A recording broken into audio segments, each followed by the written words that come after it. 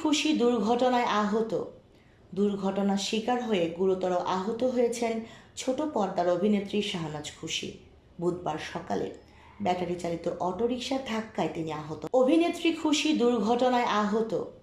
দুর্ঘটনার শিকার হয়ে গুরুতর আহত হয়েছেন ছোট পর্দার অভিনেত্রী শাহনাজ খুশি। বুধবার সকালে ব্যাটারি চালিত অটোরিকশার ধাক্কায় তিনি আহত হন।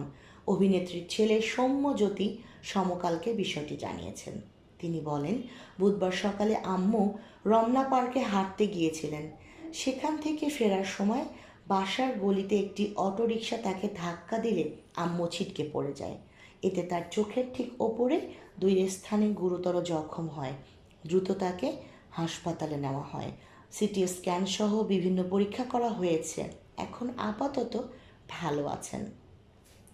এদিকে কিছুটা সুস্থ হওয়ার পর শুক্রবার সামাজিক যোগাযোগ মাধ্যমে দুর্ঘটনার বিষয়টি জানান শাহনাজ খুশি। সেখানে তিনি বলেন, বেশি না, মাত্র 10টা সেলাই পড়েছে। এ আর এমন কি বলেন? চোখটা অন্ধ হয় নাই ব্রেন হ্যামারেজের মতো শেষ অবস্থা। সেটাই তো অনেক বেশি পাওয়া। এ তেমন কিছু না। চোখের উপরের সেন্সিটিভ জায়গায় মাত্র 10টা সেলাই লেগেছে।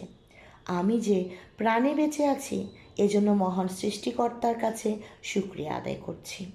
তিনি আরও লিখেছেন, কিচ্ছু চাই না আমি, শুধু যে মায়েরা বাবারা ছোট্ট বাচ্চাটার হাত ধরে রাস্তা পার হয়ে স্কুলে আসেন অথবা নানান প্রয়োজনে রাস্তায় যান, তাদের সতর্ক করতে পোস্টটা দিয়েছিলাম।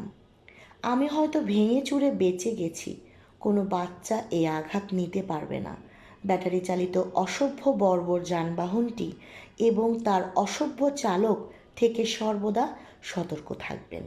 যদিও আমি গলির ভেতরের রাস্তায় ভ্রমণ শেষে অতি সতর্কতার সাথেই একেবারে কিনার দিয়ে হেঁটে ফিরছিলাম, ধাক্কা দিয়ে ফেলে দিয়ে বীর দর্পে চলে গেছে।